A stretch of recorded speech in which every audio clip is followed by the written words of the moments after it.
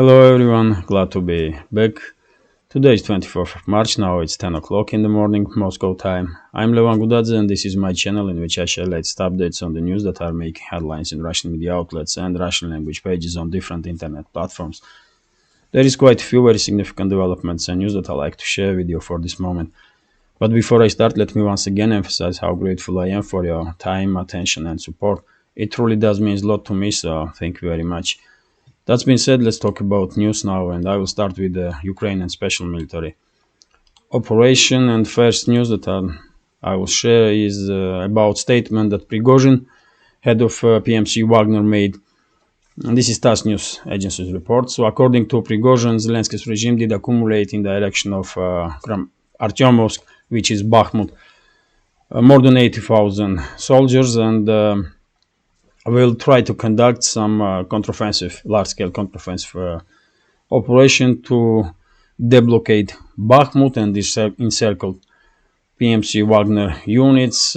According to Prigozhin, Zelensky's regime may even conduct counteroffensive in the direction of Belgorod and in southern parts of the front line. And of course, this information did cause some another new wave in the internet of predictions about inevitability of large-scale counteroffensive from Zelensky's regime in the direction of Bakhmut. And well, when I saw that, I was thinking that all those people are mistaken, because you know what I think about this topic. Let me show you Bakhmut area. So I said many times before that according to information from open sources that I do analyze, me personally don't see any chance for Zelensky's regime to conduct large-scale counteroffensive in the direction of Bakhmut, and they will definitely not have an opportunity to deblocate Bakhmut. And I do say this because all these 80,000 soldiers that Prigozhin are talking about, they are dispersed between different lines of defense that Zelensky's regime has in this general direction. Some of them are located in Seversk, some of them are located in Liman, Yampol direction, even Kupiansk. Some of them are in Kramatorsk-Slavyansk defense line. Some of them are in Chisov and Konstantinovka, of course, or Drushkovka, which is this settlement here. But all these units have their purpose. They are based in these directions not for nothing. And they cannot be moved from those areas. They just cannot be moved, because just imagine if Zelensky's regime did remove forces from Kramatorsk-Slavyan defense line and use them to deblocate Bakhmut. One thing is if they are successful, but because there is a huge risk that they will not be able to achieve their goals, Zelensky's regime is risking to weaken this last defense line, for example, between Donbass and the Dnieper River or Dnipropetrovsk city, for example, because there is no well-prepared defense lines in between those two areas. So it just not makes any sense for Zelensky's regime to remove forces that are in Bakhmut direction.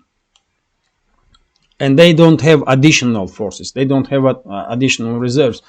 I did see one report about, yet again, statements from Prigozhin, and he was saying that if that information was true, yet again, that Zelensky's regime has up to 200,000 mobilized reservists. And I find it difficult to believe this information.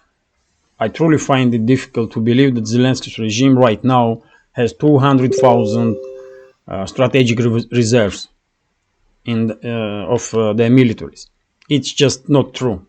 It's simply not true. Otherwise, we will not see these videos on Telegram on daily basis when Ukrainian authorities are trying to catch people on the streets, on the shopping malls, on the markets, or even in public restrooms, for God's sake, to forcefully send them in the front line. So Zelensky's regime don't really have much reserve at all. And all the reserves that they have, will be used to conduct counteroffensive in direction of Zaporozhye region, to cut this land bridge between Crimea and mainland Russia.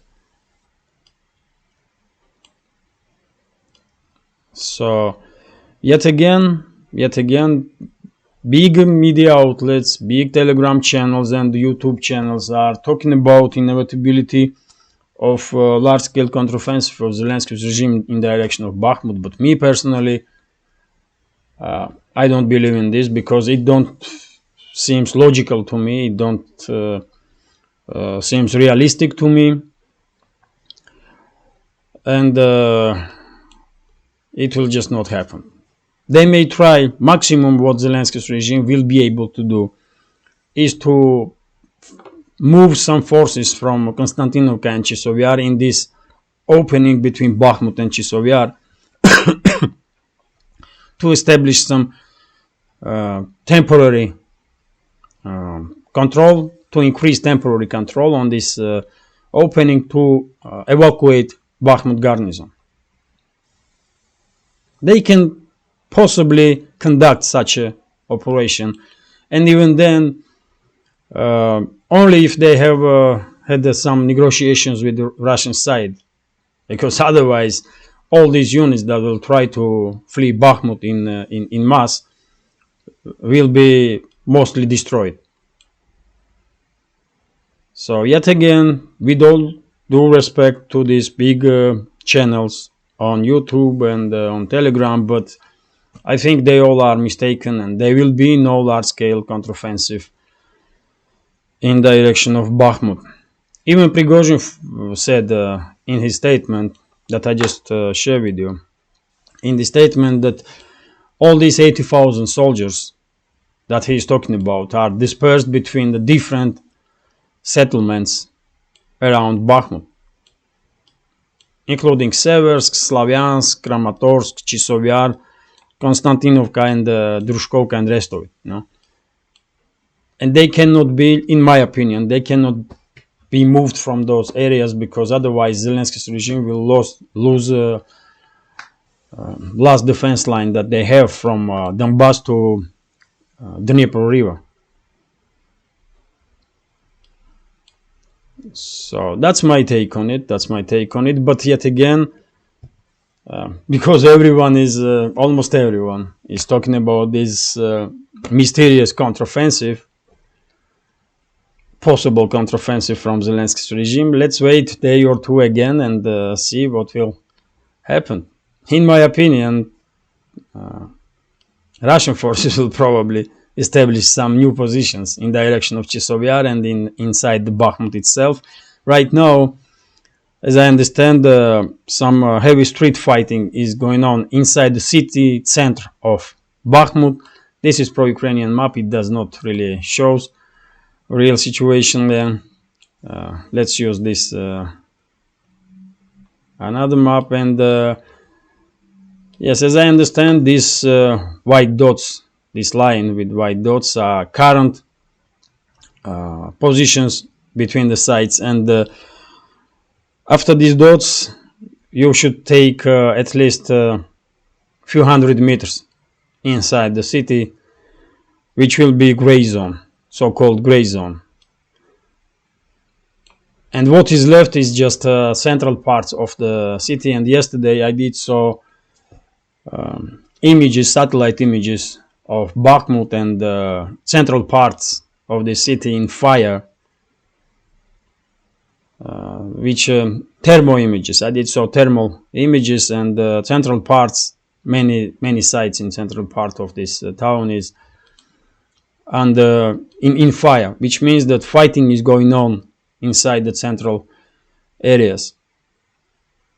So I do have I do think that something is going on in direction of Bakhmut, and in my opinion, this something is negotiations between the sides. No matter what they will say openly for public, but because Wagner units did not close this gap between Bakhmut and Chisovyar, I do think that some kind of negotiations are going on between Zelensky's regime and Moscow to evacuate Bakhmut garrison. That's my take on it. And probably, if they succeed with these negotiations, probably we will see some kind of masquerade from Zelensky's regime. They will once they will receive green light from Moscow to evacuate forces from Bakhmut, they will make some show from it, and they will send some forces in this opening between Bakhmut and Chisovyar and evacuate and withdraw forces. And if Russia does give them a green light, then these forces will be able to leave town without losses. Probably something like this is in making right now, but yet again, time will tell. What I'm sure for 110% is that there will be no large-scale counteroffensive from Zelensky's regime in direction of Bakhmut. It's just impossible. It will not happen. Let's continue now. And this is RIA Novosti's report. And we have statement from official of Zaporozhye region, Vladimir Rogov, and he said that Ukrainian armed forces are preparing large-scale counteroffensive in area of city of Orekhov.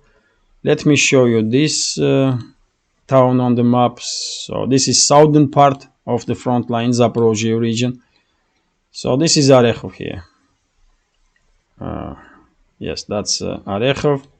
This town is Orekhov, and as I said many times before, if there will be any counteroffensive attempt to conduct a large-scale counteroffensive from Zelensky's regime, it will be in direction of this land bridge between Crimea and mainland Russia.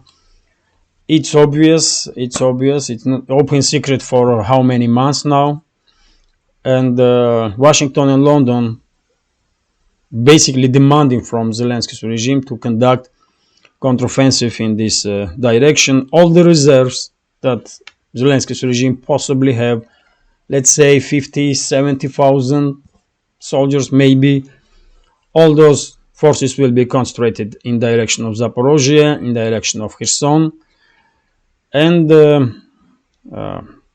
they will probably in 3-5 weeks time will probably try, at least make attempt to conduct large-scale counteroffensive in direction of this land bridge, in direction of Mariupol, so it's not Mariupol, but Melitopol and Berdyansk, and of course one of the goals will be to establish control over the Mariupol also, and some reports did say that Zelensky's regime even planning to conduct counteroffensive from Ugledar, which is here. That's Ugledar. From Ugledar to direction of Mariupol, but I find this also impossible, like on the level of fantasy. So yet again, as I said many times before, I don't believe that Zelensky's regime will be able to conduct successful, it's very important, successful counteroffensive, but they will try to conduct counteroffensive because they don't really have a choice. Washington will probably drone Zelensky in toilet in his cabinet if he will not order Ukrainian armed forces to conduct counteroffensive in this direction, because White House, these neocons and neoliberals, desperately need some successful story from Ukraine. So we will definitely see counteroffensive in this direction. And Rogov probably are right, because it seems logical that one of the directions will be from Orechov. So, but Russian side is prepared, as I understand, should be prepared, because, as I said, this topic of Ukrainian counteroffensive in southern part of front line is open secret for so many months that there will be no excuse for Russian side to not be prepared. And let's continue now. And this next news is basically continuation of previous topic. We have statement from Saldo. He is the head of Kherson region, and he dismissed information about Russian forces leaving Novaya Kakhovka. He said that that's fake news. Yesterday afternoon, General Ministry of Defense of Zelensky's regime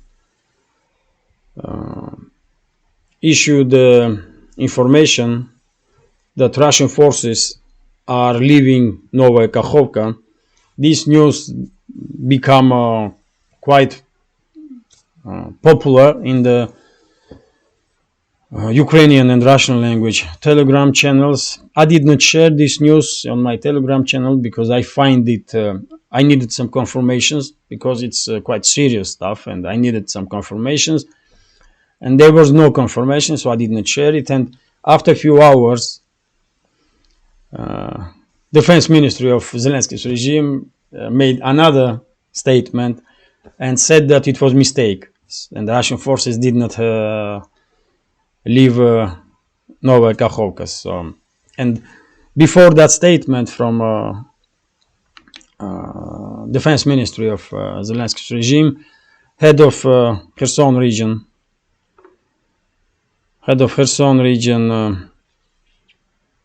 Saldo, said that Russian forces are not leaving, no positions from nowhere. So I was right when I did not share that fake news. But once again, when I see this news, firstly, I did. It was quite nerve-wracking for some time, for a couple of minutes at least, because as I said many times before, if Zelensky's regime will ever be able to establish control over this land bridge between Crimea and mainland Russia, only if Moscow will withdraw its forces from this region. And when I see information yesterday that Russian forces are withdrawing from Novaya Kakhovka, for a minute I did scared that maybe some sabotage has taken place, because, as I said, Washington desperately needs some successful operations and some story of success from Ukraine, and they will probably use all the assets that they have probably in Russian military and political leadership to sabotage special military operation and push Moscow towards decision to withdraw forces from this area. I'm quite sure Washington will use all its assets in Russia to sabotage special military operation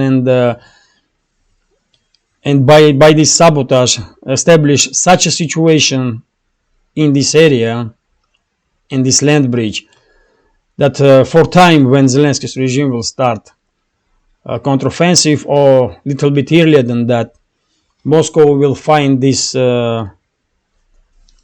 territories undefendable, like it happened in Kharkov region and Kherson region, and withdraw forces. How it can be done? For example, if Washington has its assets in Russian military leadership, let's say, they may sabotage defense lines, Russian forces in this area, by delaying reinforcements when it needed and in directions that reinforcements are needed. They may delay resupply of ammunition in directions that it's crucial. That's one example. And then before Zelensky's regime will conduct counteroffensive. Very same assets of Washington may push idea in defense ministry or in Kremlin that these areas are hardly defendable because of lack of ammunition, because of lack of reinforcements, and the Russian side should withdraw forces to minimize casualties. Something like that happened in Kherson region, I'm quite sure, and something like that did happen in Kharkov region, I'm also sure. And if I was the head of Russian counterintelligence service, I will already had proofs. And many people that were responsible for those directions will be in jail for this moment. But it's not me that leading Russian counterintelligence, so but that's my take on this situation anyway. And that's why I'm saying that when I see yesterday's information that Russian forces are, this fake news basically from defense ministry of Zelensky's regime, that Russian forces are leaving Novaya Kakhovka for a few minutes, quite a few minutes, I was truly nervous. I was thinking, what the heck is happening, man? Not again, man. But later on, it's become obvious that it was fake news, and Russian forces did not withdraw from nowhere. So let's continue now. And the next news is from RIA Novosti's news agency. And Zelensky is crying again. Zelensky is crying again. He is not happy that West is not as helpful as he was hoping for. And he is criticizing West now because according to him, West is not, Western elites basically are not united and are not helping well enough Ukraine. Can you imagine this criminal pig, this animal basically, puppet of Ukrainian neo-Nazis and Washington, received how many billions? 120, 140 billion, or even more, and he's still saying that Western elites are not supporting him. I mean, it's just unbelievable, man. It's just unbelievable. So he's now crying that West is still not helping enough, and because he did not receive long-range missiles, he did not receive Western-made jet fighters, and basically he did not receive anything, if you ask him. So this shows you what kind of primitive individual this clown is. And I'm quite sure very same Western elites are probably fed up with this clown. And in 2-3 months' time, if not earlier, they will remove this bitch from office, one way or another. They will, take him out.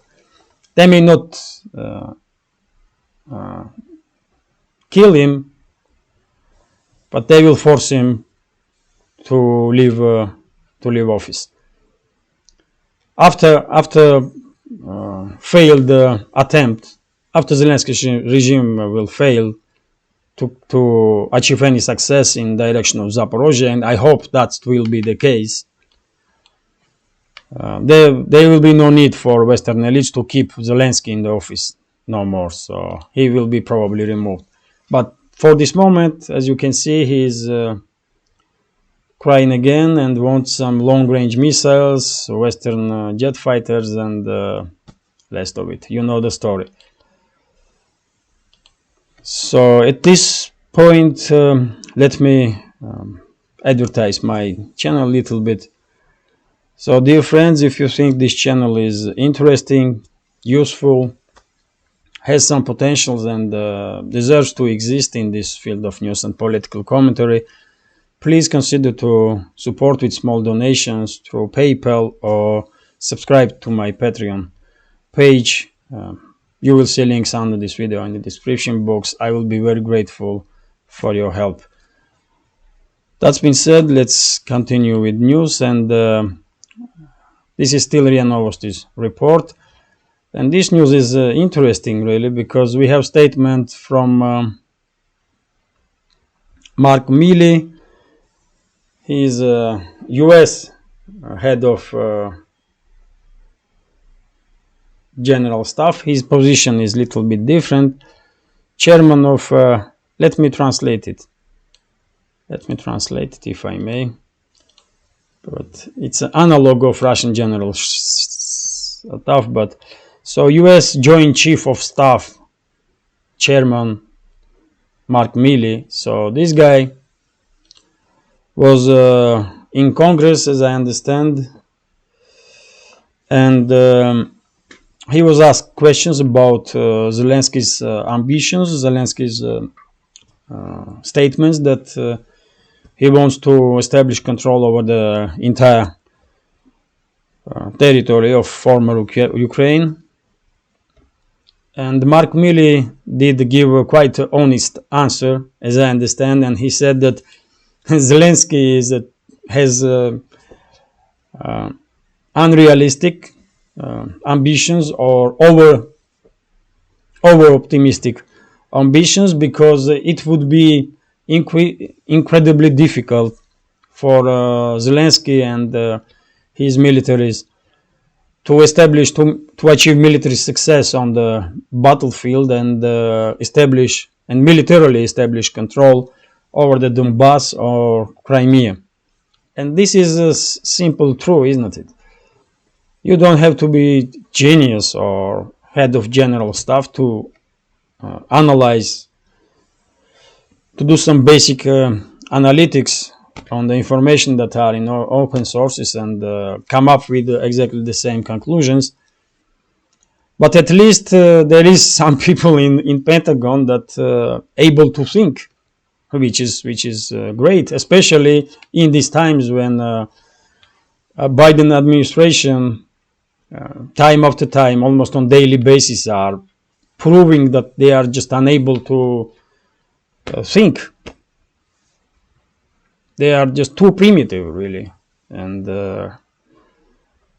it's good for US that at least in Pentagon there are some adequate people.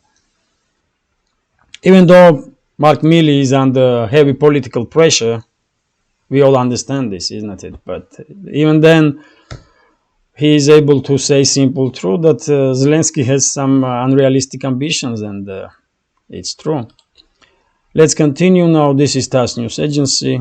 Let me check how long is this video. 28 minutes. Okay. Few more news, and well, let's try to make this video a little bit shorter than yesterday. So this is TASS News Agency, according to which Slovakia already delivered to passed to Ukraine first 4 MiG-29 fighter jets from 13 that was promised to Zelensky's regime. These fighter jets, as I understand, are still in Slovakia, and they were passed to Ukrainian side, to Ukrainian pilots. They were probably signed some paperwork for this, and now I'm interested in how Zelensky's regime gonna bring these planes to Ukraine. On the ground, or how? Because if they fly from Slovakia to Ukraine, Russian side may take it as a direct involvement of Slovakia in this conflict, and some consequences may occur. But yet again, in this case, this is of course one step forward towards greater escalation between Russia and Western elites. But still, we have to see what will be Russian reaction. Possibly, theoretically, MiG-29s can be operated by Ukrainian specialists because they are familiar with this Soviet era jet fighter. But when we see, and it's only a matter of time, when we see Western jets on the front line, it will be clear that they are operated by NATO specialists, and they are maintenance crews are also NATO specialists, and even planes will operate from NATO states. No doubt about that. And then Moscow will probably do react in a more harsh way than in this case, because I don't think Moscow gonna shell or strike this airfield in Slovakia that these planes will take off. Because there is plausible deniability that, yes, Ukrainians can operate MiG-29s, and they do operate MiG-29s. They are familiar with these planes. But yet again, that's information, and how will Moscow react? It's up to Putin and his government. Let's continue now. RIA Novosti is reporting about Pentagon's decision to... Remember, a few days ago I was predicting that Pentagon will probably send to Zelensky Abrams tanks that already are in the stocks, and they will not spend time to build new tanks for Ukraine. And yesterday we had information, and this is from Lloyd Austin. Lloyd Austin, head of defense minister of US, said that Ukraine, Zelensky's regime, will receive Abrams tanks that already are in the stockpiles of US. At the first stage, as I understand, we are talking about some 30 M1A1 tanks. That's earlier models of Abrams tanks, but still, Pentagon is rushing. Western media, not for nothing, are publishing day by day articles about delays of deliveries of military equipment from West to Zelensky's regime. All these media outlets are working for Western elites, for deep state, let's say, for deep state of US, for example, and they are pushing Pentagon to send those tanks to Ukraine in a faster rate. And we may see Abrams tanks in Ukraine in 3 months' time. Some reports are saying that they will arrive to Ukraine in 5 to 8 months. It's too late for Zelensky's regime. So probably we will see these tanks on the front line in 3 months' time, maybe even earlier, because it will only take 1 week for US to deliver those tanks from US to Ukraine. Not even that. So let's continue now, and this is TASS News Agency, still about tanks, because now we have information that Spain, before end of next week, will deliver first 6 Leopard 2A4 tanks to Ukraine from promised 10 MBTs. Yet again, one will probably ask, what the hell is Spain doing? Why they are getting involved in this conflict? But yet again, do anyone ask Spanish government? Do they have a voice in this matter, or they are just told what to do? It's I believe they are just told what to do and when by Washington and London, and that's what we are seeing. Spain one time was a great power, great European power, but now Spain, like Germany and like France, they are all colonies of Washington and London, basically. Of course, these tanks Not Abrams tanks, not Leopard tanks, will not change end of this conflict, will not influence this story of Ukrainian conflict in favorable for Zelensky way, because Russia will emerge victorious no matter what. But conflict probably will be prolonged, and what is even not, what is also important, that relationships between the Russia and all those countries that are getting involved in this conflict, relationships will be damaged for decades to come, and that's quite sad, to be honest, quite sad. Let's continue. So this is RIA Novosti's report about U.S. Airstrike in Syria against some military formations that have some ties with Iran's Revolutionary Guards, and this attack was in retaliation of drone strike over the U.S. base. So yesterday there were some developments, some serious developments in Syria. Firstly, U.S. base were hit by a suicide drone. One U.S. military personnel was killed, a few were wounded, and in retaliation, U.S. did strike some groups that are affiliated, according to USA, with Iran.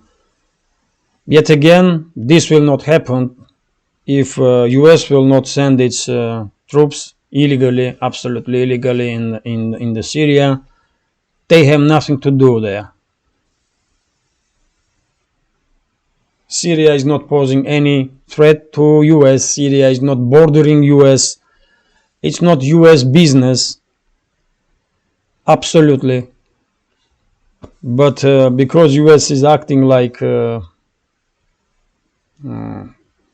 trying to act like world police, that's what is happening. And I do predict quite a while now that US bases in Syria, for example, and not just in Syria, will become targets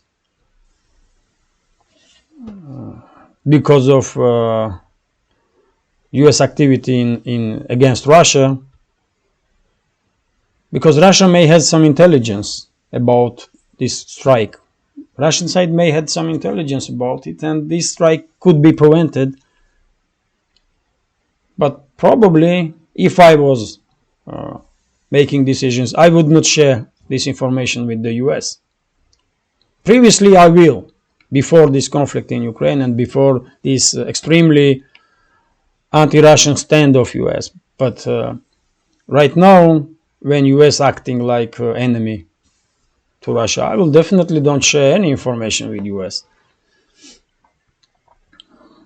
So I'm quite sure US servicemen are in great danger all around the world because of criminal regime of Biden and those neocons and neoliberal animals. Let's continue now, and this is TASS News Agency's a few more news about economy, and this is it for today's update. So TASS is reporting about statements that was made in Bundestag, that's German parliament. So according to this information, in Bundestag, one of the members of Bundestag was saying that Germany is in trouble. Germany is in trouble because U.S. LNG, which has been delivered to Germany on increasing rate, especially after pipelines was damaged, is much expensive. US LNG is much expensive, and quality is much worse than Russian gas. And yes, when it comes to price of gas, of course, LNG is going to be much expensive, especially when you are transporting LNG from US. But that's Germany's choice. That's Germany's government's choice. And more expensive energy will be in Germany. More companies, more manufacturing plants will leave Germany, and eventually, it's German citizens that will end up in a difficult situation. But yet again, that's a result of the decisions that German government made. So we have RBK News Agency's report here about statements that head of Ministry of Finances of US Yellen made. According to her, Russia and China will not be able to establish new currency, to create new currency that will take place of US dollar as a main reserve currency of the world. To be honest, I would not be so sure about this, because US itself is pushing all the countries around the world to distance themselves from dollar, because US do use dollar as a weapon. And right now, in Russian foreign trade, yuan, Chinese yuan, is a major currency, as I understand, and some other foreign currencies, but not dollars.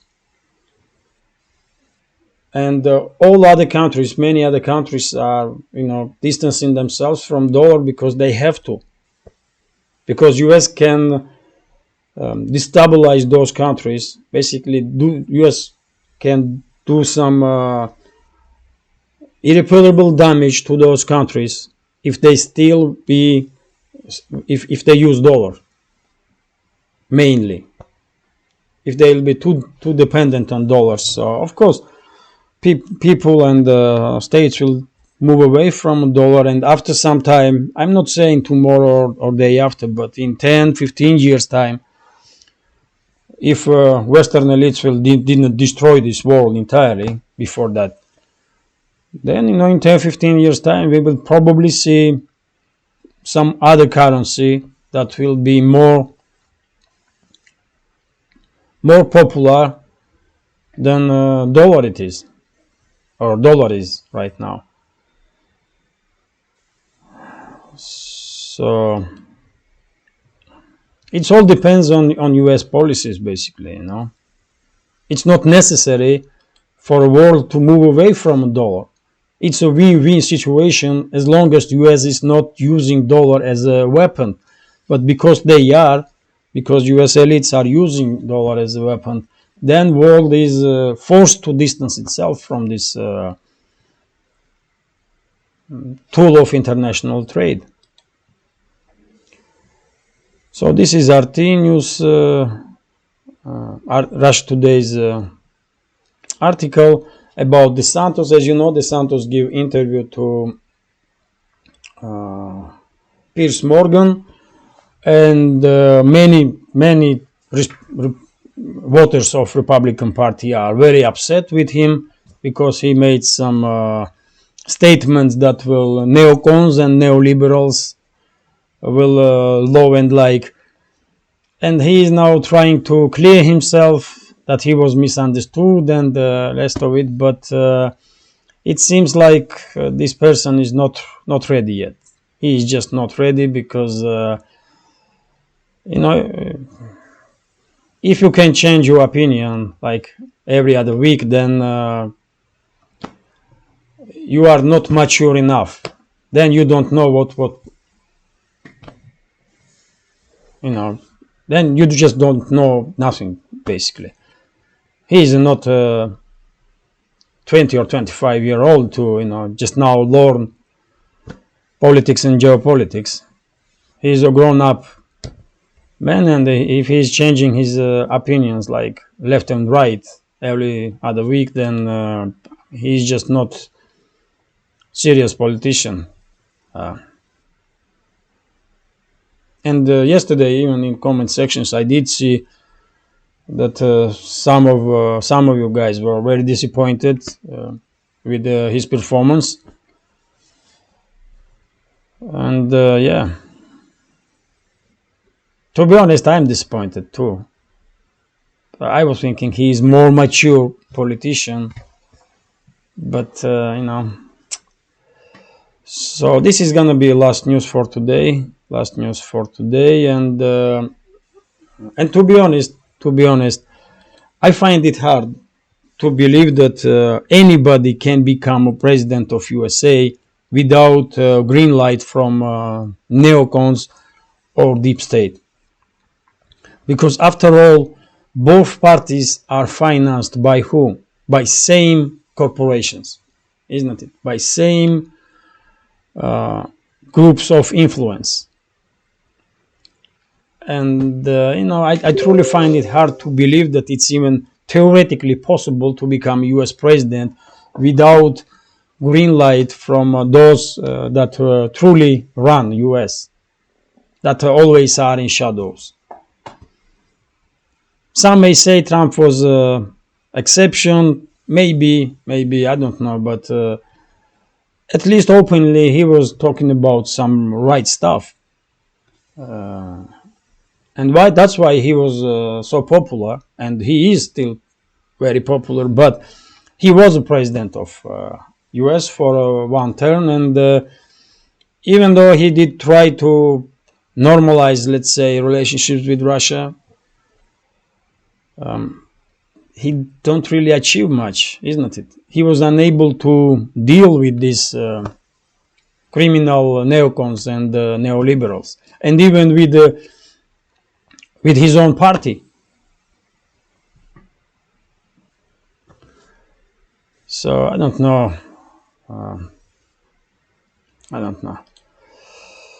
I'm not US citizen, and it's not up to me who to be president, but yeah, I was quite disappointed with the performance of DeSantis.